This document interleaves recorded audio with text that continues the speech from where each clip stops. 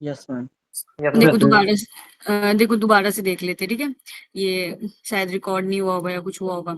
Soils of India, ठीक है। हम आज सॉइल्स ऑफ इंडिया के बारे में पढ़ेंगे। हमने इससे पहले ऑर्डर्स के बारे में पढ़ लिया। उससे पहले ये है कि हमारे इंडिया का लैटिट्यूड क्या है और हमारा इंडिया का ये लॉन्गिट्यूड लिखा है, ठीक है। देखो पहली बार जो सॉइल मैप है वो किन्होंने दिया था, इन्होंने, इनका नाम मेरे को नहीं बोलने आता है, सेचो लास्ट लास्ट क्या, इन्होंने दिया था पहली बार जो सॉइल की मैपिंग है, इन्होंने फर्स्ट टाइम 1932 में किया था, ठीक है। इसके बहुत टाइम बाद, तकरीबन 3 डिकेड्स बाद, जैसे 65 और 32 आप देख सकते हो, उसके बाद गोविंद राजन आए, उन्होंने इंडिया की सॉइल को 24 ग्रुप्स में बांट दिया था, ठीक है। इसके बाद 6 साल बाद 1971 में हमारे पास गोविंद राजन और राज चौधरी दोनों ने मिलके इसको यूएसए कॉम्प्रिहेंसिव सिस्टम पे बेस्ड करके सॉइल की ग्रुपिंग की, जो इंडिया में पाया जाता है। ये वाला सिस्टम ही वो सिस्टम था जिसमें हमने सॉइल ऑर्डर्स पढ़ा था, ठीक है, कि हमारे पास 12 सॉइल ऑर्डर्स हैं, जिनमें से 3 सॉइल ऑर्डर्स जो है वो इंडिया में नहीं पाए जाते हैं। 3 सॉइल ऑर्डर कौन कौन से, कोई बताएगा मेरे को? यस मैम, पहला तो जेली सॉल हो गया हाँ। और हिस्टो सॉल हो गया, सॉल हो गया। हाँ, वेरी गुड, ठीक है। हिस्टोसोल क्यों नहीं पाया जाता है? क्योंकि ma'am Indian soil organic matter content low होता है। हाँ, ठीक है। तो देखो, अब जो है हमारे पास आती है एलोवियल सॉइल, ठीक है। अब हमारे पास कौन सी सॉइल आती है? अब हमारे पास आती है एलोवियल सॉइल। इंडिया में सबसे ज्यादा सॉइल अगर कोई पाई जाती है, इंडिया में अगर सबसे ज्यादा कोई सॉइल पाई जाती है तो वो होती है एलोवियल सॉइल। ये लार्जेस्ट एरिया कवर करती है, ठीक है, ये लार्जेस्ट एरिया कवर करती है। ऐसा कहते हैं कि 75 मिलियन हेक्टेयर की एरिया में पाई जाती है। पाई कहाँ जाती है? ये एंडो गैंगेटिक प्लेन में पाई जाती है, एंडो गैंगेटिक प्लेन में पाई जाती है, ठीक है। ब्रह्मपुत्रा रिवर के पास पाई जाती है, ब्रह्मपुत्रा रिवर के पास पाई जाती है। हम स्टेट वाइज भी अभी देखेंगे, एक बार बस ये ऐसे लिख रही हूँ, ठीक है। एंडो गैंगेटिक प्लेन रीजन हम किसको कहते हैं? पंजाब को कहते हैं, दिल्ली को कहते हैं, हरियाणा को कहते हैं, यूपी के रीजन्स को कहते हैं, बिहार के रीजन्स को कहते हैं और वेस्ट बंगाल भी कहते हैं, ठीक है। हमारे पास जो ब्रह्मपुत्रा रीजन है, उसमें ब्रह्मपुत्रा रीजन भी हमारा कहाँ जाता है? वेस्ट बंगाल साइड जाता है। असम रीजन जो है वो हमारा, चाइना से जब ब्रह्मपुत्रा रिवर आती है तो ये इसी रीजन्स में तो खुलती है, ठीक है। तो ये सारे जो स्टेट्स है हमारे, यहाँ पे एलुवियल सॉइल पाई जाती है। अब एलुवियल सॉइल का सबसे मेजर करेक्टरिस्टिक, ठीक है, देखो, एलुवियल सॉइल का सबसे मेजर करेक्टरिस्टिक, इसमें फोस्फोरस भी होता है और पोटाशियम भी होता है, के फोस्फोरस ये, ठीक है, ये फोस्फोरस भी होता है और पोटाशियम भी होता है, ठीक है। लेकिन इसमें नाइट्रोजन जो होता है वो कम होता है, ठीक है। और ऑर्गेनिक मैटर भी होता है वो कम होता है, ठीक है। ऑर्गेनिक मैटर कंटेंट भी जो होता है एलुवियल सॉइल में वो बहुत कम होता है, ठीक है। देखो, अब मुझे एक इम्पॉर्टेंट पॉइंट बताना है। जैसे ये जो हमारा पंजाब रीजन है, ठीक है, आपने कभी भी ये चीज नोटिस की होगी कि कभी भी आपको सॉइल में ना, जब भी आप फर्टिलाइजर अप्लाई करने जाते हो, आपने कभी भी नोटिस किया होगा कि ना, किसी भी पैकेज प्रैक्टिस में आप देखना कि ना पोटाशियम बहुत कम रिकमेंड करते हैं। पोटाशियम जनरली रिकमेंड ही नहीं करते हैं सॉइल के लिए, ज्यादा रिकमेंड नहीं करते हैं। इनफेक्ट पंजाब में तो ऐसे सॉइल्स है जिसमें पोटाशियम रिकमेंड ही नहीं की जाती, 0 kg। यहाँ पे फार्मर पोटाशियम डालते ही नहीं है, ठीक है। तो इसका रीजन क्या है? क्योंकि इन रीजन्स में ना एलुवियल सॉइल है, और एलुवियल सॉइल अपने आप में ही फोस्फोरस और पोटाशियम में मतलब सफिशियंट है। फोस्फोरस में फिर भी वो सफिशियंट नहीं है, लेकिन उसमें पोटाशियम एक हद तक पाया जाता है, ठीक है। तो अगर आपसे कभी क्वेश्चन पूछा जाए कि पोटाशियम की रिकमेंडेशन इतनी कम क्यों है इंडिया में, तो हमारा मेजर लैंड फॉर्म, मेरा हमारा मेजर, देखो, हमारे इंडिया का लैंड एरिया कितना है? 328 million hectare, sorry, 328 million hectare, ठीक है, 328 मिलियन हेक्टेयर, ठीक है। इस एरिया में 75 मिलियन हेक्टेयर तो केवल हमारी एलोवियल सॉइल है। तो अगर ये क्वेश्चन कभी पूछा जाए तो उसका रीजन ये होगा कि उसमें पोटाशियम की रिकमेंडेशन इसलिए इतनी कम है क्योंकि हमारे पास एलोवियल सॉइल है जिसमें फोस्फोरस और पोटाशियम जो है वो ज्यादा है, लेकिन हमारे पास नाइट्रोजन कम है और ऑर्गेनिक मैटर जो है वो कम है, ठीक है। अब देखो, ये सॉइल एसिडिक भी हो सकती है, ये सॉइल एसिडिक भी हो सकती है और अल्कालीन भी हो सकती है। ये एसिडिक किन कंडीशंस में होगी? Humid condition. अब पूछेंगे ह्यूमिड कंडीशन कहाँ आई है? हमारे असम में आई है, हमारे बंगाल में आई है, इन सारे एरियाज में तो बहुत ज्यादा बारिश होती है। तो इन एरियाज में ह्यूमिड कंडीशन है, तो इन एरियाज में एसिडिक सॉइल पाई जाएगी, ठीक है। ये क्लियर हो गया कि सबसे ज्यादा सॉइल एलुवियल सॉइल है। सबसे इंपॉर्टेंट पॉइंट यहाँ पे पोटासियम वाला पॉइंट था, ठीक है। सबसे इंपॉर्टेंट पॉइंट यहाँ पे पोटेशियम वाला पॉइंट था। उसके बाद ये कि ये एसिड और अल्कलीन दोनों है। अगर पूछ ले कि एसिडिक एलुवियल सॉइल कहाँ पाई जाएगी, तो एसिड वाली ये एलुवियल सॉइल जो है वो असम और वेस्ट बंगाल में पाई जाती है। अब एलुवियल सॉइल को ये दो भाग में बांटते हैं, एलुवियल सॉइल को ये दो भाग में बांटते हैं। एक को कहते हैं भांगर और दूसरे को कहते हैं खादर, ठीक है। एक को कहते हैं भांगर और एक दूसरे को कहते हैं खादर। ये खादर और एक होता है भांगर, ठीक है। भांगर नाम से ऐसे याद रखो, जैसे भांगर का किला पुराना किला है ना, तो उससे याद रखो कि ये सॉइल जो होती है वो ओल्ड सॉइल होती है, ठीक है। और ये जो खादर सॉइल होती है ये यंग सॉइल होती है, ठीक है। एक ट्रिक के तौर पे याद रखो कि जैसे हम कहते हैं भांगर का किला डरावना है, ठीक है, तो वो पुराना है, तो ये ओल्ड सॉइल हुई, ये एलुवियल का ओल्ड सॉइल हुआ, ठीक है। अब देखो, इसमें जो मिनरल डोमिनेंट होता है, सॉइल केमिस्ट्री में हम सारे मिनरल के बारे में पढ़ेंगे, लेकिन ये याद रखना है इसमें जो मिनरल डोमिनेंट होता है इलाइट। अभी पिछले साल ही ये क्वेश्चन आया था कि कौन सा मिनरल इस सॉइल, मुझे सॉइल का नाम याद नहीं है, बट मिनरल पे डायरेक्ट क्वेश्चन आया था कि इस सॉइल में कौन सा मिनरल डोमिनेंट होता है। उसका आंसर शायद से कॉयलनाइट था, ठीक है। तो मिनरल याद रखना है जरूर कि किस सॉइल में कौन सा मिनरल पाया जा रहा है। तो ये आपका सेकंड मोस्ट इंपॉर्टेंट क्वेश्चन जो यहाँ पे बनेगा वो ये बनेगा कि इलाइट मिनरल एलुवियल सॉइल में पाई जाती है, ठीक है। अभी लास्ट ईयर ही क्वेश्चन आया है इससे, ठीक है। मैंने पहले भी रिपीट किया और अभी भी रिपीट करूंगी कि soil order, soils of India, इनसे सबसे बेसिक क्वेश्चन आते हैं, ठीक है। बिल्कुल 5 सेकंड में आंसर करने वाले क्वेश्चंस आते हैं, ठीक है। अब मोस्ट डोमिनेंट अगर सॉइल पूछेगा, ध्यान से पढ़ना, कई बार ऑप्शन में इंसेप्टिसोल भी दिया होगा, एंटीसोल भी दिया होगा, ठीक है, लेकिन उसने पूछा होगा मोस्ट डोमिनेंट सॉइल। अगर मोस्ट डोमिनेंट सॉइल पूछा है तो obviously alluvial soil. Most dominant order पूछा है इंडिया में, तो मैंने उसी दिन बताया था इंसेप्टिसोल। और अगर वर्ल्ड में पूछा है, अगर वर्ल्ड में पूछा गया है तो एंटीसोल। अगर वर्ल्ड में पूछा गया है तो कौन सा ऑर्डर सबसे ज्यादा डोमिनेंट होता है, एंटीसोल, ठीक है। तो हमारा एलुवियल सॉइल हो गया। अब हम आगे बढ़ते हैं। अब हमारा ब्लैक सॉइल, ठीक है। अब हमारे पास जो सॉइल आएगी सेकंड, ब्लैक सॉइल, ठीक है।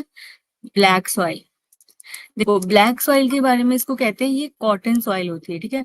ये क्या होती है, कॉटन सॉइल होती है, ओके। इसको हम कहते हैं सेल्फ मल्चिंग सॉइल, इसको हम कहते हैं सेल्फ मल्चिंग सॉइल, ठीक है। अब देखो, इसको सेल्फ मल्चिंग सॉइल क्यों कहते हैं, इसमें ना प्लॉइंग करना बड़ा डिफिकल्ट हो जाता है, ठीक है, क्योंकि ये इसमें क्रैक्स डेवलप होने लगते हैं, ठीक है। क्ले कंटेंट बहुत ज्यादा है, क्ले कंटेंट ज्यादा होने की वजह से इसमें क्रैकिंग आने लगती है। एक ये डार्क कलर की है, ठीक है, एक ये डार्क कलर की है। किस ऑर्डर के अंदर आएगी, उस दिन भी बताया था, वर्टिसोल में आएगी। इसका मिनरल कौन सा होगा, मॉन्ट मोरिनोलाइट जो है वो इसका मिनरल है, फ्लोनाइट इसका मिनरल है, ठीक है। इसके बाद जो सबसे इंपॉर्टेंट बात है जो लिखनी है, इसमें एक फिनोमिना नोटिस किया जाता है, वो है स्वेलिंग एंड श्रिंकिंग की, स्वेलिंग एंड श्रिंकिंग की, ठीक है। स्वेलिंग एंड श्रिंकिंग का फॉर्म, इसमें एक फिनोमिना नोटिस किया जाता है स्वेलिंग एंड श्रिंकिंग की। और इसका रीजन याद रखना, जिस भी चीज का अगर तुमको असर्शन रीजन में पूछ लिया जाए ना कि ब्लैक सॉइल में इतनी ज्यादा क्रैकिंग और ये सारी चीजें क्यों होती है, तो उसका रीजन बस कुछ नहीं है, क्ले कंटेंट उसमें ज्यादा होने की वजह से। और उसका मिनरल जो है ना वो मॉन्ट मोनिनोलाइट है, जो कि इसके इन इस चीजों के, ये जो फिनोमिना है जैसे स्वेलिंग हो रही है, श्रिंकिंग हो रही है, क्रैकिंग हो रही है, ड्राइंग हो रही है, इन सारी चीजों पे बहुत ज्यादा असर डालता है, ठीक है। इन सारी चीजों पे बहुत ज्यादा असर डालता है, ठीक है। और ऑर्डर कौन सा है, वर्टिसोल। अब मैंने ना मैंने 2 बार क्लास में बताया था कि ब्लैक सॉइल का जो पेरेंट मटेरियल होता है वो क्या होता है। एक बार मुझे बताओ किसी को अगर याद है कि ब्लैक सॉइल का पेरेंट मटेरियल क्या है। Basalt basalt. हाँ ठीक है, ब्लैक सॉइल का पेरेंट मटेरियल जो है वो बसाल्ट है। अब ये किन स्टेट्स में पाई जाती है, देखो ये जो है डेक्कन प्लेट्यू वाले रीजन में जो है, हम हमेशा पढ़ते हैं ज्योग्राफी में कि डेक्कन प्लेट्यू वाले रीजन में ये सॉइल जो है वो पाई जाती है, ठीक है। तो अब क्या बात है कि ये किन स्टेट्स में पाई जाएगी, मध्य प्रदेश में जो पाई जाएगी, महाराष्ट्र में पाई जाएगी, ठीक है। इनफैक्ट ये कहते हैं कि कर्नाटका के भी कुछ पार्ट्स में और गुजरात में भी पाई जाती है, ठीक है। गुजरात में और कर्नाटका के भी कुछ पार्ट्स में जो है ये पाई जाती है, ठीक है। ओके, अब इसका सबसे इम्पोर्टेंट रीजन कि ये ब्लैक क्यों है, इसका रीजन देते हैं कि इनमें एक टिटेनिफेरस मिनरल होता है, इसमें जो है वो टिटेनिफेरस मिनरल होता है, जिसकी वजह से जो है ये ब्लैक है, ठीक है। टिटेनीफेरस मैग्नेटाइट मिनरल की वजह से जो है ये ब्लैक होती है। और उस दिन भी बताया था इसका बेस सेचुरेशन ज्यादा है। देखो, इसका बेस सेचुरेशन ज्यादा है 7.5 से लेकिन 9.5 तक इसकी पीएच होगी। इसका पीएच जो होता है वो हाई होता है, ठीक है। इसमें क्या है, इसका ना ये टिटेनीफेरस मैग्नेटाइट की वजह से, टिटेनीफेरस मैग्नेटाइट की वजह से इसका कलर जो होता है वो ब्लैक होता है। ये इंपॉर्टेंट बात है, ये नोट कर लेना, ठीक है। टिटेनीफेरस मैग्नेटाइट की वजह से इसका कलर ब्लैक होता है। ध्यान से पढ़ना क्वेश्चन को कि ब्लैक सॉइल में पूछा क्या है, मिनरल पूछा है या फिर ये पूछा है कि उसका कलर ब्लैक क्यों है। उसका कलर ब्लैक अगर पूछा होगा ना तो टिटेनीफेरस मैग्नेटाइट की प्रेजेंस की वजह से वो ब्लैक होती है, ठीक है। लेकिन अगर ये पूछा जाए कि इसमें मिनरल कौन सा प्रेजेंट है, ये भी एक तरीके का मिनरल है, लेकिन क्वेश्चन अगर मिनरल बस ऐसे ही डायरेक्ट पूछ लिया है ना तो मॉन्ट मोनिलाइट पे टिक लगाना, ठीक है। और ये क्वेश्चन डायरेक्ट आ रखा है आपके एग्जाम में किसी ईयर में कि ब्लैक सॉइल में कौन सा मिनरल पाया जाता है, ठीक है। ब्लैक सॉइल में कौन सा मिनरल पाया जाता है। अब देखो, ब्लैक सॉइल में एक सबसे इंपॉर्टेंट प्रोसेस होता है जो मैंने आपको बताया था कि इलुविएशन और एलुविएशन। ये जो है हमारे ब्लैक सॉइल में एब्सेंट होती है। ब्लैक सॉइल में इलुविएशन और एलुविएशन जो होती है वो एब्सेंट होती है ब्लैक सॉइल में, ठीक है। ये एब्सेंट होती है ब्लैक सॉइल में। इसका रीजन ये होता है क्योंकि इसमें जो ये जो सॉइल होती है ना, ये खुद इतनी ज्यादा हार्ड होती है कि ये थोड़ी सी भी जब मूव करती है ना तो इसमें एक वर्ड, इसमें जब ये थोड़ी सी भी मूव करती है तो इसको बोलते हैं चर्निंग। चर्निंग कभी कभी आपने सुना होगा, जैसे हम कुछ रख देते हैं और फिर वो चर्निंग, मैं एक्सप्लेन नहीं कर पा रही चर्निंग, बट ये याद रखना कि इलुविएशन और एलुविएशन जो है ना वो इसमें एब्सेंट होगा ब्लैक सॉइल में, ठीक है। इलुविएशन और एलुविएशन जो होता है वो एब्सेंट होता है, ठीक है। और एक बता दिया कि ब्लैक कलर क्यों है, या फिर अगर मिनरल पूछे, अगर मिनरल डायरेक्ट पूछा है तो मॉन्ट मोलिनोराइट पे टिक लगाना। अगर ये पूछा है कि ब्लैक कलर किसकी वजह से आ रहा है तो टिटेनीफेरस मैग्नेटाइट मिनरल की वजह से आ रहा है, ठीक है। Okay. इसके बाद हमारा रेड सॉइल आता है, ठीक है। रेड सॉइल जो है वो हमारा 70 मिलियन हेक्टेयर के एरिया पे पाया जाता है। हमारे 70 मिलियन हेक्टेयर के एरिया पे जो है वो रेड सॉइल पाया जाता है। रेड सॉइल आपको तमिलनाडु, कर्नाटका, इन स्टेट्स में देखने को मिलेगा, ठीक है। अब देखो, रेड सॉइल में जो मिनरल डोमिनेंट होता है वो होता है कैओलिनाइट, ठीक है। कैओलिनाइट मिनरल याद रखना है, ठीक है। रेड सॉइल में कैलोनाइट था, ब्लैक सॉइल में मोन्टमोलिनोराइट है, और हमारे पास इलाइट आया था एलोवियल सॉइल में, ठीक है। अब देखो, ये वाला जो रॉक है ना, ये ट्रॉपिकल कंडीशंस में पाया जाता है। ये वाली जो सॉइल है, सॉरी, ये ट्रॉपिकल कंडीशंस में पाई जाती है, यानी कि वार्म ह्यूमिड एरियाज में पाई जाती है। ये देखकर ही समझ में आ रहा होगा, अगर मैंने बोला है तमिलनाडु और कर्नाटका तो इसका मतलब सीधी सी बात है कि ये किसमें पाई जाएगी, warm humid region, tropical regions में ही पाई जाएगी, ठीक है। अब इसमें ये पूछते हैं कि इसमें ये रेड कलर का क्यों है। अब ये जो रेड कलर है इसकी इसमें किसकी वजह से आएगा, आयरन कंटेंट की वजह से आता है, ठीक है। आयरन कंटेंट की वजह से आता है। जो फेरिक ऑक्साइड होती है, फेरिक ऑक्साइड जो होती है, आयरन होने की वजह से, फेरिक ऑक्साइड होने की वजह से इसका कलर जो होता है वो रेड होता है। अब ये इंपॉर्टेंट है, वहां पे टिटेनीफेरस ऑक्साइड पूछा था, यहाँ पे क्या पूछ रहा है कि रेड कलर किसकी वजह से आ रहा है, तो फेरिक ऑक्साइड की वजह से जो है वो इसका रेड कलर आता है, ठीक है। और अभी हम ये वाला पार्ट नहीं करेंगे, लेकिन अगर किसी ने रेडी एंड रेडी एक बार भी पूरी पढ़ी है तो उसको पता होगा कि जैसे लाइमोलाइट होता है, हेमेटाइट होता है, तो इन सब की वजह से ना अलग अलग कलर डेवलप होता है। जैसे लाइमोलाइट की वजह से येलो कलर डेवलप होता है, उसको नाम याद रखने का तरीका है कि लाइम, लाइम मतलब नींबू, तो येलो, ठीक है। तो येलो कलर डोमिनेंट होता है यहाँ, लेकिन हम ये बात नहीं करेंगे क्योंकि फिर बच्चे कंफ्यूज हो जाएंगे। हमको बस यहाँ ये याद रखना है कि हमारा फेरिक ऑक्साइड जो है वो रेड कलर जो है हमारे सॉइल में वो फेरिक ऑक्साइड की वजह से आ रहा है, ठीक है। इसके बाद क्या कहते हैं, ये सॉइल ट्रॉपिकल रीजन में पाई जाती है, ठीक है। इसमें मिनरल भी बता दिया कि कौन सा मिनरल इसमें डोमिनेंट होता है, कैलोनाइट मिनरल जो होता है वो इसमें डोमिनेंट होता है, ठीक है। इसके अलावा इसमें कुछ भी नहीं है, ठीक है। अब देखो, हमारे पास आएगी लेटराइट, लेटराइट सॉइल, ठीक है।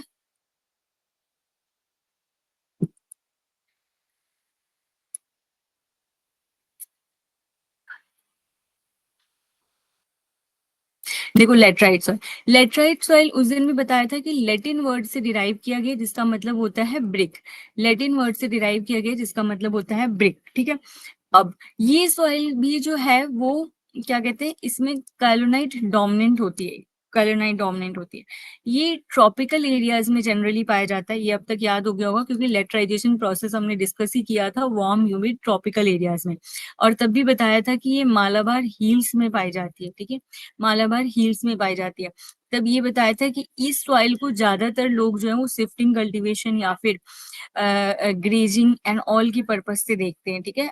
ठीक है, शिफ्टिंग कल्टीवेशन और ग्रेजिंग की पर्पज से देखते हैं। अब ये सॉइल क्यों ऐसा है कि एग्रीकल्चर के लिए सुटेबल नहीं है, ठीक है। एक ये याद रखना, ये कैलोनाइट है इसमें और एक ये रेड कलर में होती है, ठीक है। दो बातें इसकी कॉमन है हमारी, किससे, रेड सॉइल से कॉमन है, ठीक है। इसमें जो रेड कलर है वो कैलोनाइट भी है इसमें, और रेड कलर भी इसका जो है वो इसकी वजह से आता है। और एक लेटराइजेशन का प्रोसेस हो रहा है, तो अगर मैं ये लिख दूं कि यहाँ पे अकुमुलेशन ऑफ सेस्कियो ऑक्साइड होती है तो वो बात भी गलत नहीं होगी, क्योंकि हमने लेटराइजेशन में पढ़ा ये था कि इसमें अकुमुलेशन ऑफ सेस्कियो ऑक्साइड होती है, ठीक है।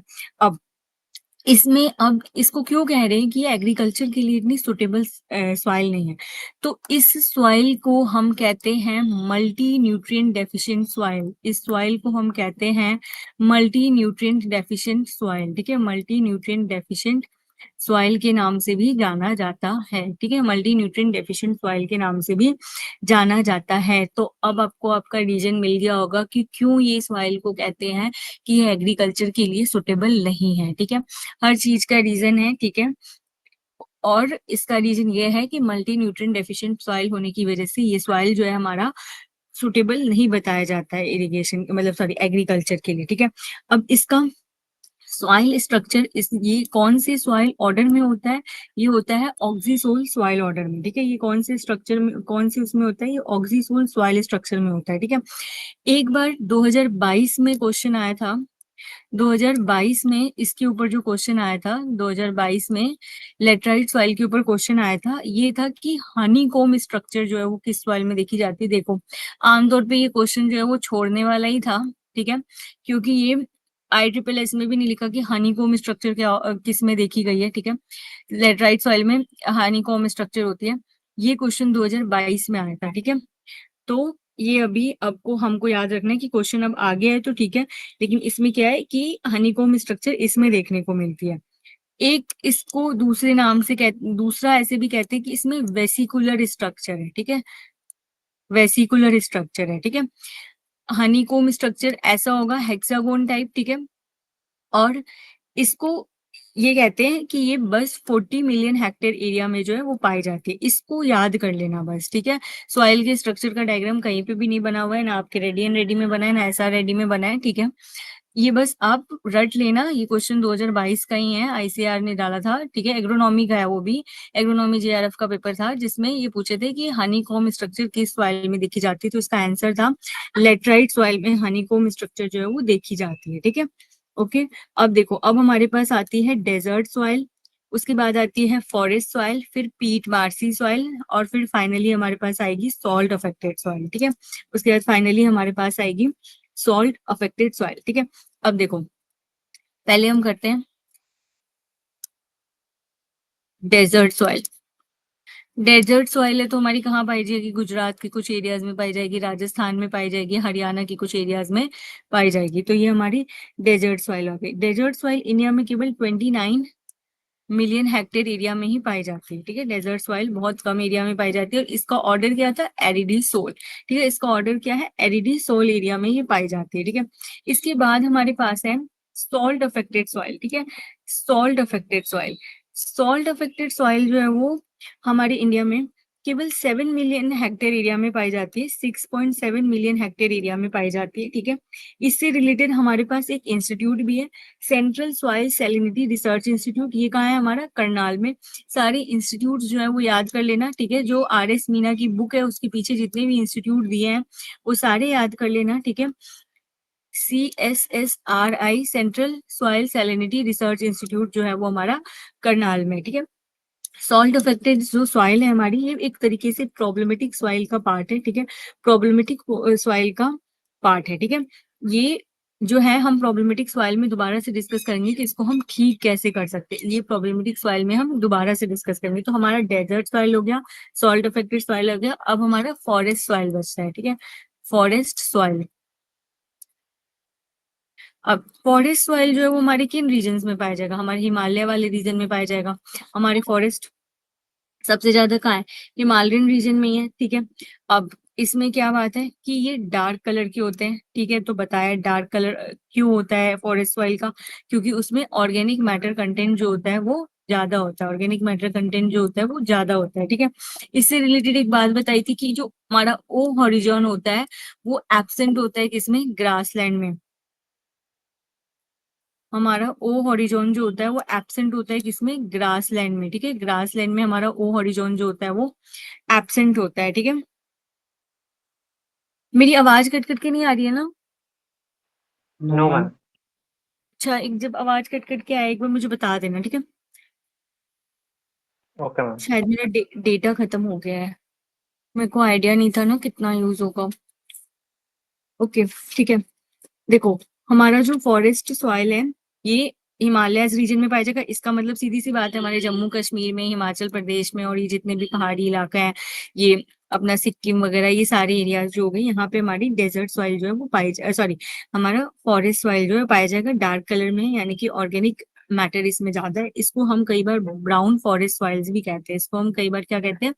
ब्राउन फॉरेस्ट सॉइल भी कहते हैं, ठीक है। ब्राउन फॉरेस्ट सॉइल के नाम से भी इसको जानते हैं।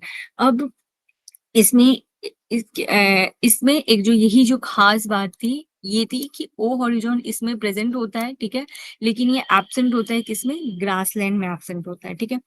अब हमारे पास लास्ट सॉइल आती है पीट एंड मार्सी सॉइल, ठीक है। अब हमारे पास लास्ट सॉइल आएगी पीट एंड मार्सी सॉइल, ठीक है। हमारे पास लास्ट सॉइल है पीट एंड मार्सी सॉइल।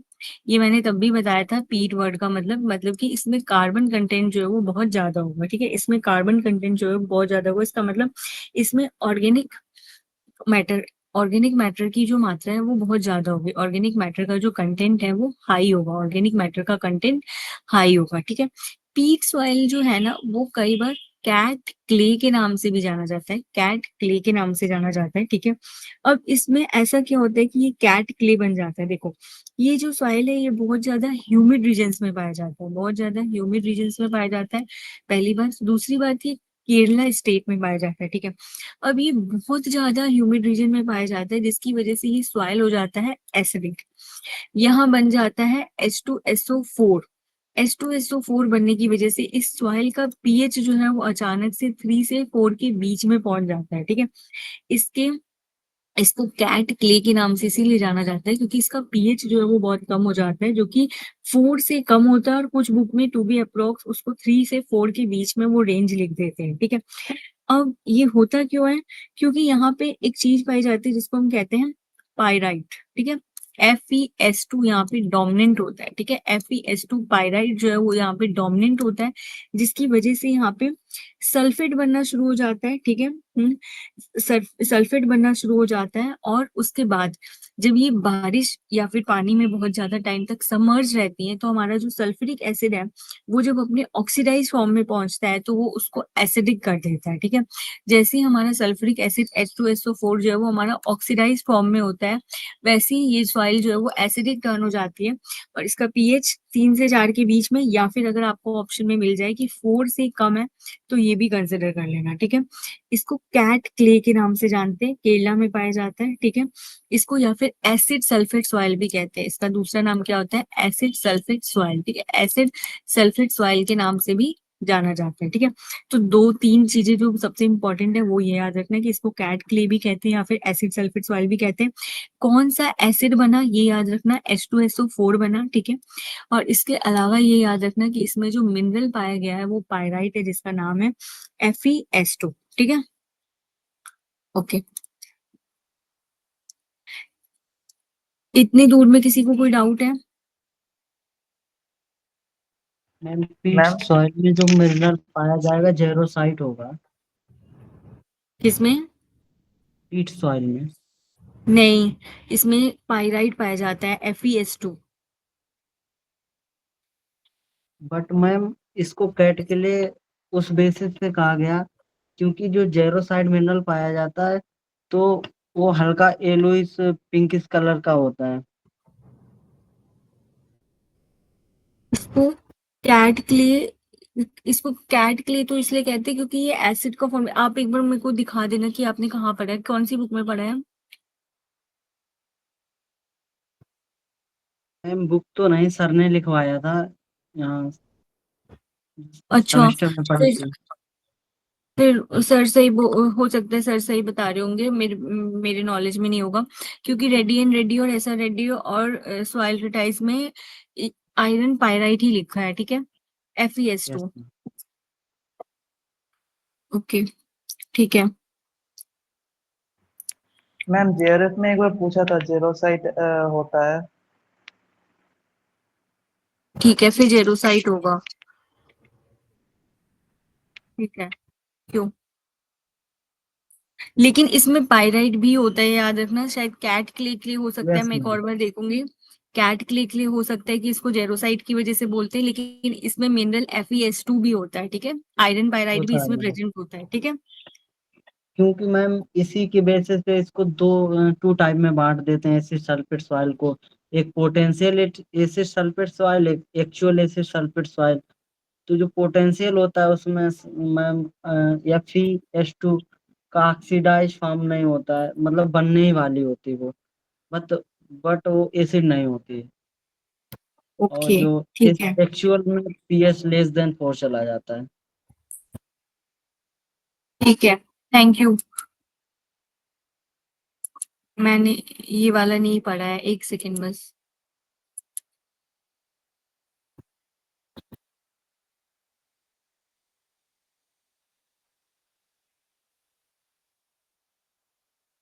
ठीक है, तो फिर मैं सेकेंड पार्ट शुरू करूँ, land capability classification. Yes ma'am. Okay, ठीक है। मैं जेरोसाइट वाला पॉइंट मैं एक बार देख लूंगी, फिर मैं नेक्स्ट क्लास में बता दूंगी, ठीक है। वैसे थैंक यस यू। ओके, देखो, अब लैंड कैपेबिलिटी क्लासिफिकेशन में ना आपने 8 टाइप के वो पढ़े होंगे क्लासिफिकेशन। 8 टाइप के जो है वो पढ़े होंगे, ठीक है। 1 2 3 4, और फिर एक होता है 5 6 7 8, ठीक है। अब देखो, इसको ये कहते हैं कि ये जो पहले के हमारे 4 वो हैं, मतलब ये पहले के ये जो 4 है, ये भी ये एग्रीकल्चर के लिए सुटेबल है, ठीक है। ये एग्रीकल्चर के लिए जो है वो सुटेबल है, ठीक है। एग्रीकल्चर के लिए सुटेबल है। बाकी के जो ये है हमारा, ये बाकी के जो नीचे के 4 है, ये हमारे एग्रीकल्चर के लिए सुटेबल नहीं होते, ठीक है। देखो, इसमें जब आप पढ़ने जाओगे ना, तो सारे में एक ही पॉइंट लिखा होगा, ठीक है, कि जैसे कि कुछ लिमिटेशंस हैं, किसी में सीवियर लिमिटेशंस हैं, ठीक है। सबसे बेस्ट जो हमारा सॉइल होता है, सबसे बेस्ट जो हमारी क्लास होती है वो ये होती है, ठीक है, जिसमें इसको बेस्ट बताते हैं और ये कहते हैं कि इसमें कोई लिमिटेशन नहीं है, ठीक है, स्लाइट लिमिटेशन है, या फिर इसको इसको बोलते हैं कि इसमें स्लाइट लिमिटेशन है, ठीक है, बहुत कम लिमिटेशन है। अब देखो, एक इसमें जो मेन काम की बात आती है वो ये आती है, पहला तो आपको डायरेक्ट ये पूछ लेंगे कि एग्रीकल्चर के लिए सुटेबल कौन सा है, तो ये 4 जो है वो एग्रीकल्चर के लिए सुटेबल है, और ये 4 जो है वो एग्रीकल्चर के लिए सुटेबल नहीं है, ठीक है। ये 4 जो है वो एग्रीकल्चर के लिए सुटेबल नहीं है। पहला पॉइंट तो ये हो गया। दूसरा पॉइंट, इन्हों को एक कलर दिया गया है, ठीक है, इनको एक कलर दिया गया है, इन सबको एक स्पेसिफिक कलर दिया गया है, जिस कलर के अकॉर्डिंग इसको बांटा गया है, ठीक है। उसके बाद जो मैं कह रही थी कि इसमें पॉइंट सबके बारे में सेम लिखे होंगे, जैसे कि जब आप 5th पढ़ोगे, आप 6th पढ़ोगे, तो उन दोनों के लिए मैंने देखा कि सेम चीज लिखी है, कि जैसे 5th और 6th के लिए लिखते हैं कि वो पास्चर के लिए यूज होता है, फॉरेस्ट लैंड के लिए यूज होता है, और वाइल्ड लाइफ के लिए यूज होता है। यही सेम चीज आपको 5th में भी लिखी मिलेगी, कि आप उसमें एग्रीकल्चर नहीं कर सकते, वो पास्चर के लिए यूज होता है, फॉरेस्ट लैंड के लिए यूज होता है, और वाइल्ड लाइफ के लिए यूज होता है, ठीक है। ये बात जो है आपको 5th 6th दोनों के लिए कॉमन देखने को मिलेगी, ठीक है। फिर उसी तरीके से 7th में आ जाओगे, तो 7th में बोल देंगे ग्रेजिंग के लिए यूज होता है, फॉरेस्ट लैंड के लिए यूज होता है, वाइल्ड लाइफ के लिए यूज होता है, ठीक है। तो ये सारी बातें जो है वो कॉमन लिखी है, तो इस पार्ट पे तो क्वेश्चन नहीं आ सकता, क्योंकि सब कंफ्यूज हो जाएंगे। या फिर हाँ, ऐसे बोल सकते हैं कि इसमें अगर ज्यादा से ज्यादा क्वेश्चन आए तो यही आएगा कि एग्रीकल्चर के लिए कौन से ऑर्डर सुटेबल है, हमारे कौन से क्लास सुटेबल है, और कौन से क्लास सुटेबल नहीं है, ठीक है। इसके लेकिन जो क्वेश्चन बनेगा वो कलर पे क्वेश्चन बनेगा, ठीक है। तो हम एक बार कलर वाला पार्ट देख लेते हैं कि किसमें कौन सा कलर है, ठीक है, किसमें कौन सा कलर है, ठीक है। और सबसे बेस्ट मैंने अभी बता दिया कि पहला वाला जो होता है वो सबसे बेस्ट होता है, ठीक है। पहले के लिए वो बोलते हैं कि सबसे बेस्ट है, इसमें आपके पास स्लाइट लिमिटेशन होती है, ठीक है। इसके बाद आपके पास दूसरा वाला होता है जिसमें मॉडरेट लिमिटेशन होती है, ठीक है। आपके पास दूसरा क्लास होता है जिसमें मॉडरेट लिमिटेशन, लिमिटेशन वर्ड मतलब यहाँ यूज कर रहे हैं, जैसे अगर मैं इस वाली क्लास में एग्रीकल्चर करना चाहूँ, अगर इस वाली क्लास में मैं खेती करना चाहूँ, तो मुझे बहुत कम दिक्कतें होंगी, मुझे कोई ड्रेनेज की दिक्कत नहीं होगी, मुझे कोई ऐसा नहीं है कि मेरा कोई जो लैंड है उसका स्लोप कुछ खराब हो रखा है, मतलब ये सारी तरह की दिक्कतें, इनमें से एक भी तरह की दिक्कतें जो है वो मेरे को नहीं फेस करनी पड़ेंगी, ठीक है। इसके बाद होता है 3 के लिए लिखा होगा सिवियर लिमिटेशंस है, ठीक है। 3 के लिए लिखते हैं सिवियर लिमिटेशंस है, 3 के लिए लिखते हैं सिवियर लिमिटेशंस है, हाँ। और 4th के लिए लिखेंगे वेरी सिवियर लिमिटेशंस है, ठीक है, वेरी सिवियर लिमिटेशंस है। मतलब एग्रीकल्चर तो कर लोगे आप, लेकिन इसके लिए लिमिटेशन बहुत ज्यादा है, ठीक है, लिमिटेशन बहुत ज्यादा है, ठीक है। तो ये 4 क्लास थी, 5th और 6th का बता दिया और 7th और 8th भी बता दिया।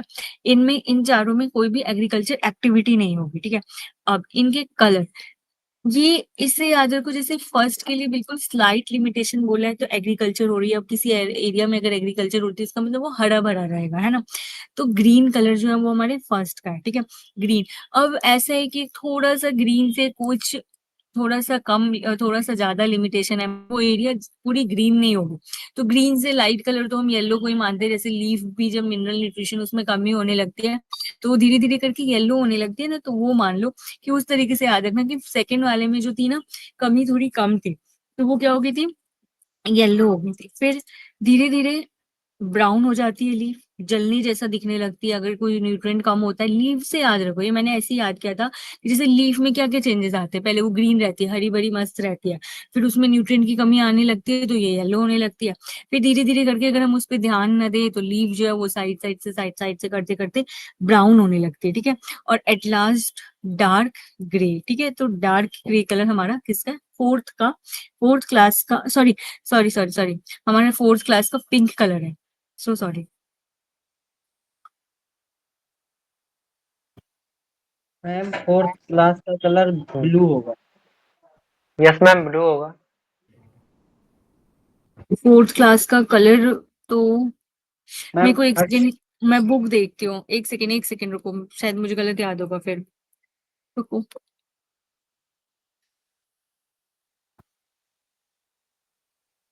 एक सेकेंड बस। नहीं, क्या नाम है, मतलब जिसने भी बोला है, इसमें मैंने सॉइल ट्रीटाइज अभी खोली है, इसमें पिंक कलर ही लिखा है, मैम तो ग्रीन गलत येलो है। Brown pink pink. नीचे से फर्स्ट का होता है मैम, 8 का कलर पिंक होता है। तो फिर 8 का कलर पर्पल नहीं होता है? मैम पिंक पर्पल तो एक लगभग बात सेम। बताना, ये आपने कहाँ पे पढ़ा है पिंक नहीं होगा?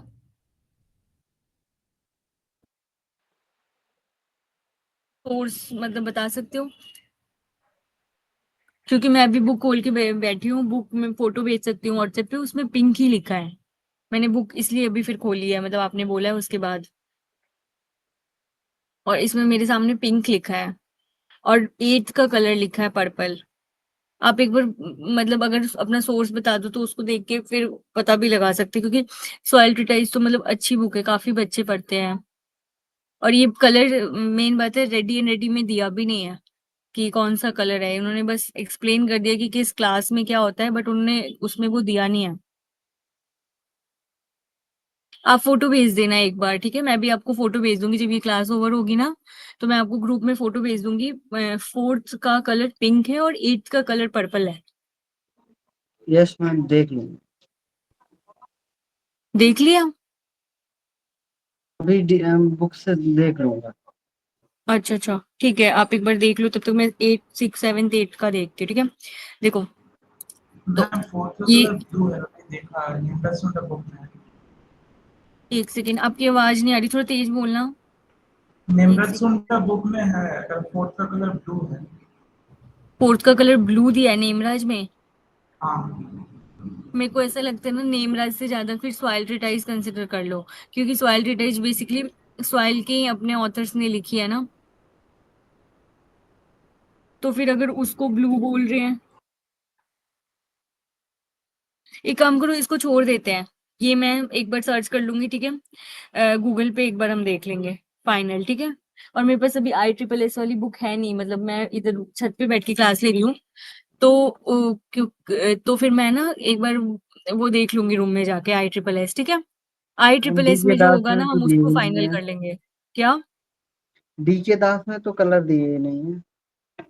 DK दास में भी नहीं दिया है और रेडी एंड रेडी में भी नहीं दिया है। कलर के लिए मैंने सॉइल टाइज में ही देखा था। एक बार मैं ISSS में देख लूंगी, ठीक है। अभी मैं छत पे हूँ ना, मैं अभी रूम में ही बुक खोल कर देख लेती, ठीक है। मुझे रात तक का टाइम दो, और आपने जहाँ पे पढ़ा है ना, मुझे उसका भी फोटो भेजना है एक बार, ठीक है। Yes ma'am. ओके।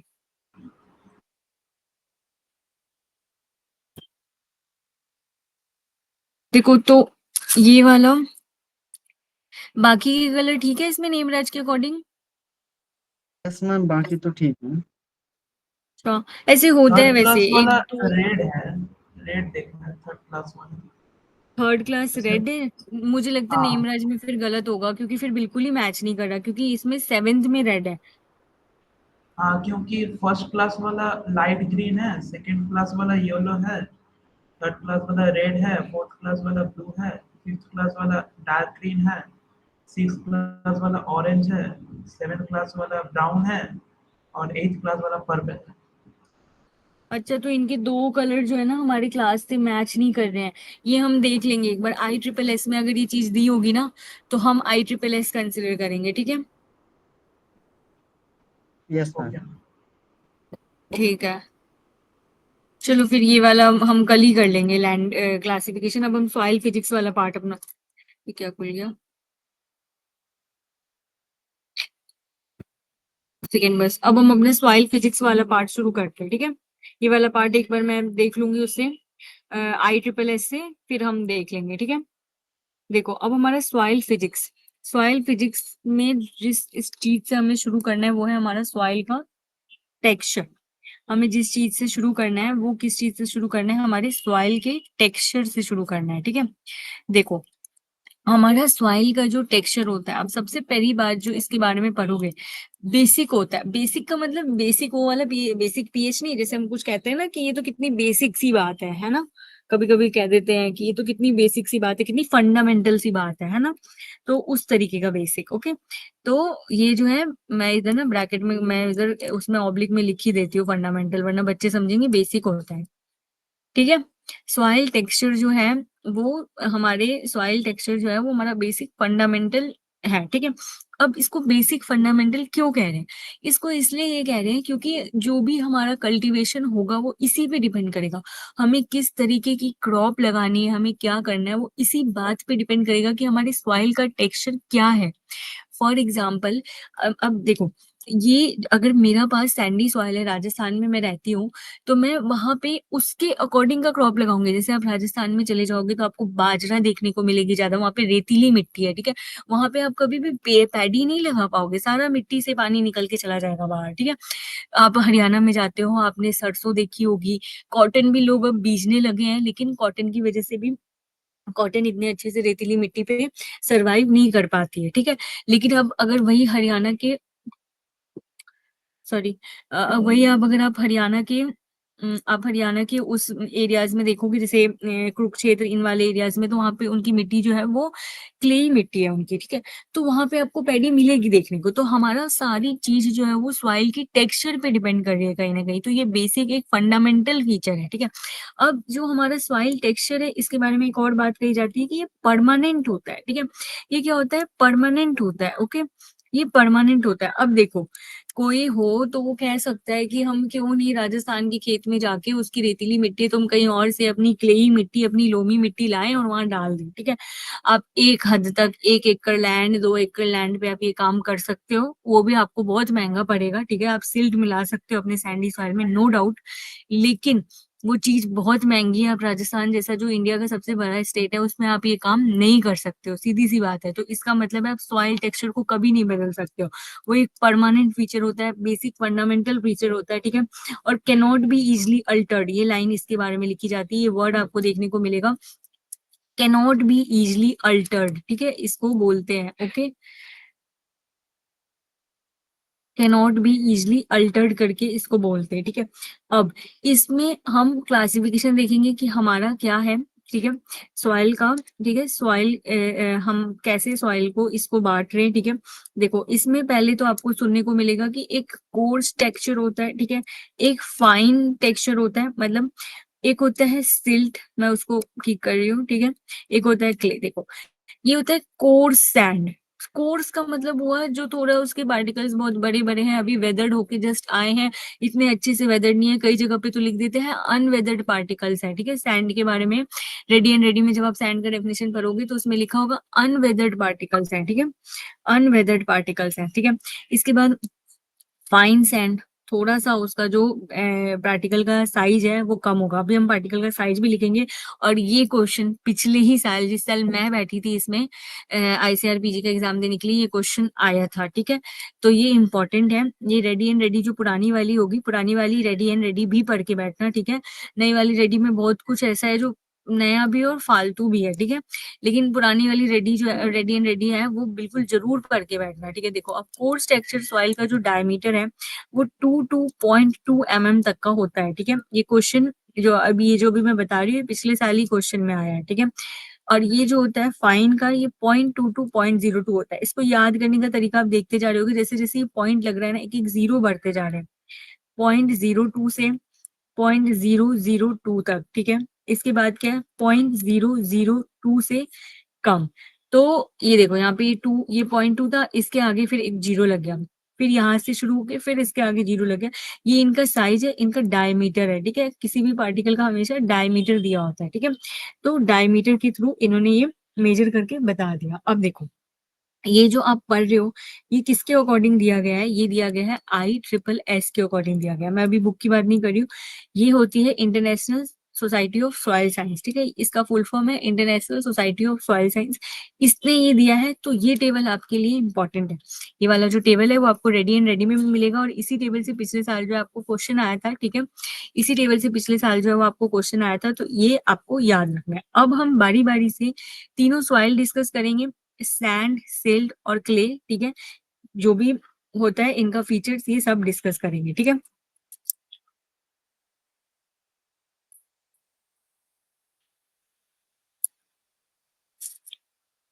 देखो हमारा सबसे पहला सॉइल जो होता है वो सैंडी सॉइल होता है, ठीक है।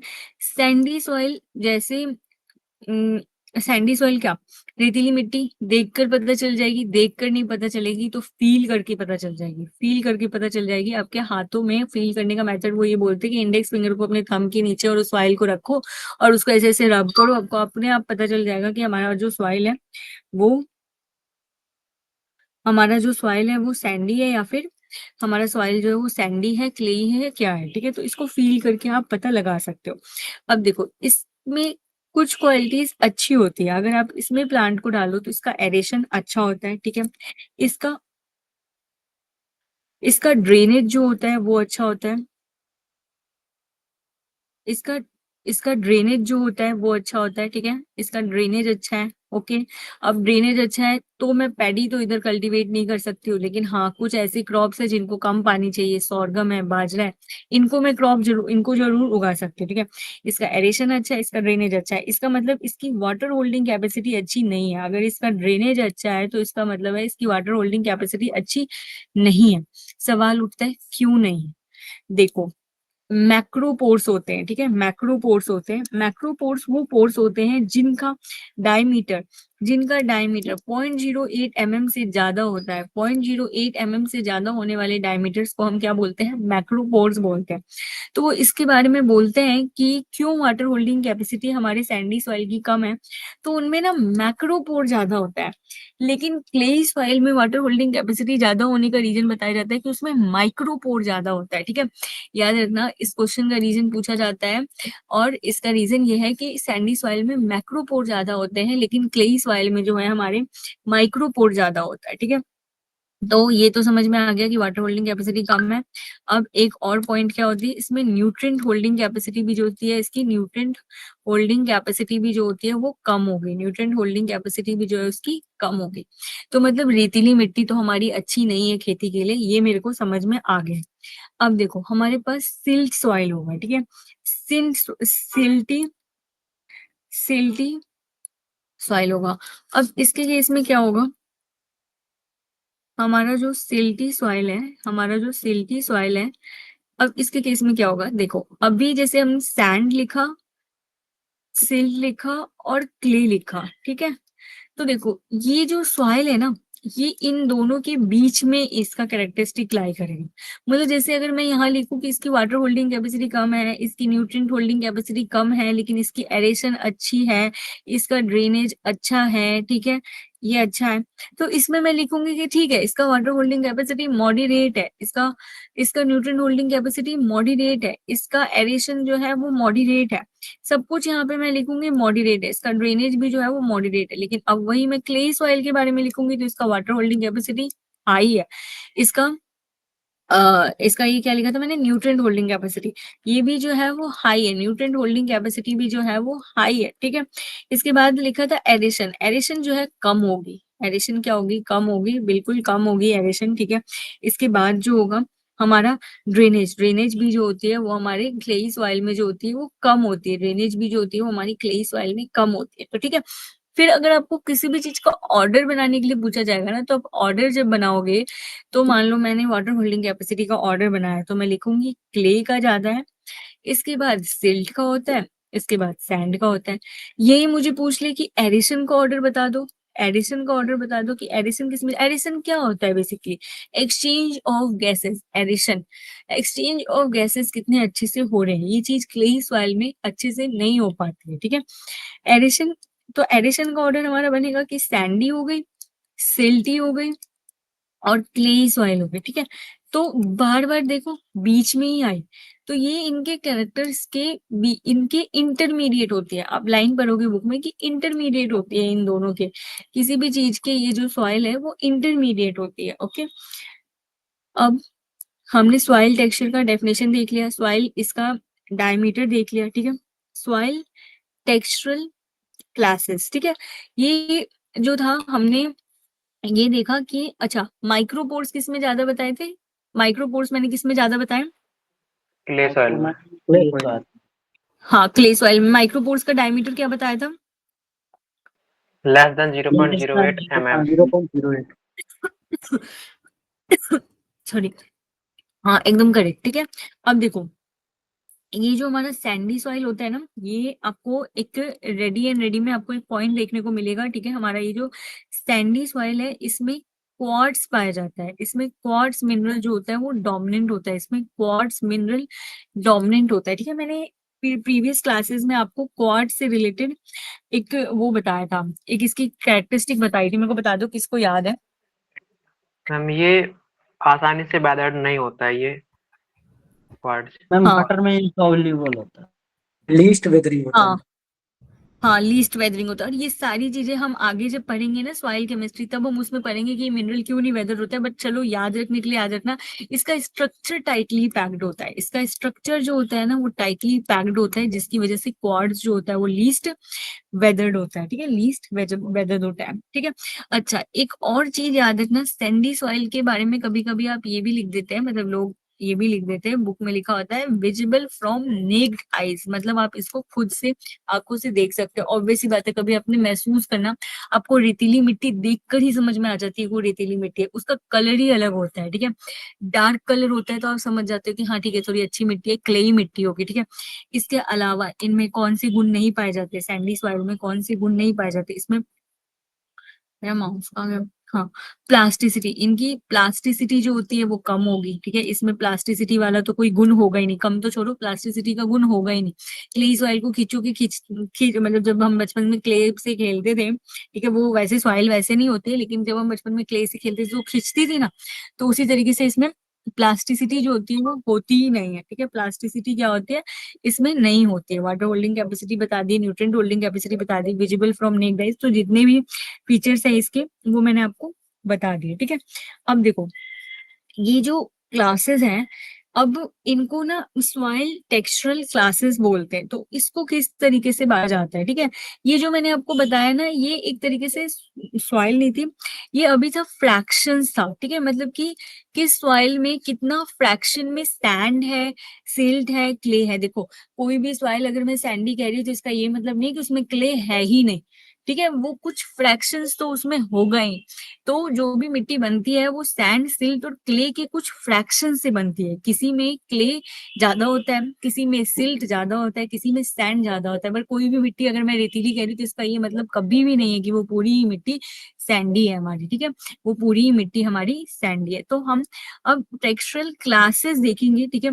इसका आपको वो एक वो बना होता है, ट्रायंगल बना होता है, आपने देखा होगा वो ट्रायंगल। कभी समझ तो नहीं आता है, लेकिन उसके बाद वो एक टेबल बनाकर भी उसमें लिखा होता है, ठीक है। कि जैसे टेक्स्ट में लिखा होता है, जैसे आप किसी सॉइल को सैंडी सॉइल कब कहते हो, आप किसी सॉइल को सैंडी सॉइल कब कहते हो, जब उसमें 70% जो है वो सैंड कंटेंट हो, ठीक है। और 50% और उससे कम उसमें क्ले कंटेंट होगा, तो उसको हम क्या बोलेंगे, सैंडी सॉइल बोलेंगे। तो यही टेक्सचरल क्लासेस में वो आपको एक ट्राइंगल होता है, उसको शायद टेक्सचरल टेबल ही बोलते हैं या ट्राइंगल बोलते हैं, मुझे याद नहीं आ रहा। रेडी एंड रेडी में वो टेबल बना हुआ है, ठीक है। उसको एक बार समझने की कोशिश करोगे तो वो समझ जरूर आएगा, ठीक है। जब उसके एरोस को फॉलो करते हुए जाओगे ना, तब एक बार ट्राई करना आज। लेकिन अगर ना भी आए तो कोई टेंशन की बात नहीं, उससे क्वेश्चन आएगा भी नहीं, ठीक है। उसके बाद क्वेश्चन जिस पार्ट से आएगा ना, आपको शायद मीना में लिखा होगा कि टेक्सचर कितना परसेंट, कितने परसेंट पे कौन सा सॉइल सैंडी है, कौन सा लोमी है, ऐसे ऐसे करके उसने बहुत सारे परसेंटेज दिए हैं, 6-7, ठीक है। 6-7 जो है वो उसने टेबल में बनाकर परसेंटेज दे रखे, ठीक है। इसके बाद देखो, अब आपके पास आएगा क्ले सॉइल, ठीक है। तो अब क्ले सॉइल आप किस परसेंटेज पे बोलोगे, क्ले सॉइल देखो परसेंटेज वाली बात हो सकता है कि किसी में 35% लिखा हो, जैसे रेडी एंड रेडी जब पढ़ते हैं ना, तो उसमें 40% लिखा है, ठीक है। अब देखो क्ले सॉइल उस सॉइल को कहेंगे जिसमें 35% क्ले कंटेंट है, कम से कम 35% तक क्या है, क्ले कंटेंट। लेकिन ये जो हमारा है, ये 40% हमारा रेडी एंड रेडी में लिखा हुआ है, ये हमारा ट्रिटाइज में लिखा हुआ है, ठीक है। और इसके बीच में लिखा हुआ है ऐसा रेडी में। तो देख लेना, कुछ कंफ्यूज मत होना, 35 से 40 के बीच में मान लेना, ठीक है। इतना क्लोज ऑप्शन कभी भी नहीं आएगा। हर बुक के, हर ऑथर्स का रिसर्च पेपर अलग होते हैं, जो उन्होंने पढ़े होते हैं, और वो अपने रिसर्च पेपर को कंसिडर करते हैं, मतलब जो उन्होंने बेस्ट कंसिडर किया होता है उसके अकॉर्डिंग वो लिख देते हैं, ठीक है। तो ये इतनी बड़ी बात नहीं है, बट आपको याद रखना है कि 35 से 40 की तो रेंज में है, ठीक है। इसके बाद हमारे पास आता है loamy soil. Loamy soil is the best soil for agriculture. Loamy soil के बारे में हम कहते हैं कि ये एग्रीकल्चर के लिए बेस्ट सॉइल होती है, ठीक है। बेस्ट सॉइल होती है। उसका रीजन हम अभी देखेंगे, ठीक है। इसका रीजन जो है वो हम अभी देखेंगे कि क्यों इसके बारे में हम ऐसा कहते हैं कि ये हमारे लिए बेस्ट सॉइल है। किसके लिए, मतलब एग्रीकल्चर के लिए, ठीक है। इसके बाद हमारे पास होता है सिल्टी सॉइल। सिल्टी सॉइल हम किसी सॉइल को तब कहते हैं जब इसमें 12% से कम क्ले होगा, ठीक है। जब इसमें 12% से कम क्ले होगा तो हम इसको सिल्टी सॉइल बोलेंगे। और 80% से ज्यादा जो है वो इसमें सिल्ट होना चाहिए, 80% से ज्यादा जो है वो इसमें सिल्ट होना चाहिए, ठीक है। अब देखो हमने सारे मेथड्स, सारे इनके कैरेक्टरिस्टिक डिस्कस कर लिए थे। अभी मैंने एक पॉइंट बोला कि हमारा लोमी सॉइल जो होता है, हमारा लोमी सॉइल जो होता है वो बेस्ट होता है किसके लिए, बेस्ट फॉर एग्रीकल्चर, ठीक है। एग्रीकल्चर के लिए जो है हमारा लोमी सॉइल वो बेस्ट होता है, ठीक है। अब इसका रीजन क्या है, इसमें कुछ करेक्टरिस्टिक होते हैं क्लेई सॉइल के, कुछ करेक्टरिस्टिक होते हैं सैंडी सॉइल के। अब कुछ जैसे कि देखो, ये की वाटर होल्डिंग कैपेसिटी ज्यादा है, ये की न्यूट्रिएंट होल्डिंग कैपेसिटी ज्यादा है, तो ये इसमें क्लेई सॉइल का होता है। सैंडी सॉइल का इसके पास करेक्टर होता है कि इसका एडिशन अच्छा होता है, इसका ड्रेनेज अच्छा होता है, इसका ड्रेनेज अच्छा होता है, ठीक है। तो इन दोनों कैरेक्टर्स को मिलाकर जो सॉइल बनती है, मतलब इन दोनों के अच्छे अच्छे गुण को ले लिया है इसने, और ये सॉइल है लोमी सॉइल। और इसमें ये पॉइंट लिखा जाता है कि बेस्ट फॉर एग्रीकल्चर होती है। और शायद ये क्वेश्चन भी पूछा गया, इसका रीजन पूछे तो बता देना। इसका रीजन ये है कि इसके पास वाटर होल्डिंग कैपेसिटी अच्छी है, न्यूट्रिएंट होल्डिंग कैपेसिटी अच्छी है, इसके पास एडिशन अच्छा है और ड्रेनेज अच्छा है, ठीक है। इसीलिए लोमी सॉइल जो होती है वो बेस्ट सॉइल होती है हमारे हमारे एग्रीकल्चर पर्पस के लिए, ठीक है।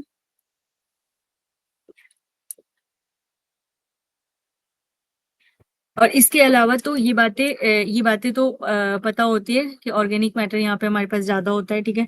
डार्क कलर की होती है हमारे पास क्लेई सॉइल, ये क्लेई सॉइल के लिए लिख रही हूँ, डार्क कलर की होती है, ऑर्गेनिक मैटर जो है वो ज्यादा है, ठीक है। स्टिकीनेस प्रॉपर्टी होती है इसमें, ठीक है। कोहेशन क्या होता है, कोहेशन जब आप अपने सेम से अटैच रहते हो तो कोहेसिवनेस जो है वो क्लेई सॉइल ज्यादा दिखाती है, ठीक है। कोहेसिव नेचर, कोहेशन क्या होता है, दो टर्म आपने बहुत कॉमनली पढ़े होंगे, एक होता है कोहेशन और दूसरा वर्ड होता है आपका एडिशन, ठीक है। एडिशन, एडिशन जो होता है मतलब कि मान लो वाटर का मॉलिक्यूल है और वो किसी सरफेस के साथ अटैचमेंट दिखा रहे हैं, तो डिफरेंट हो गया ये।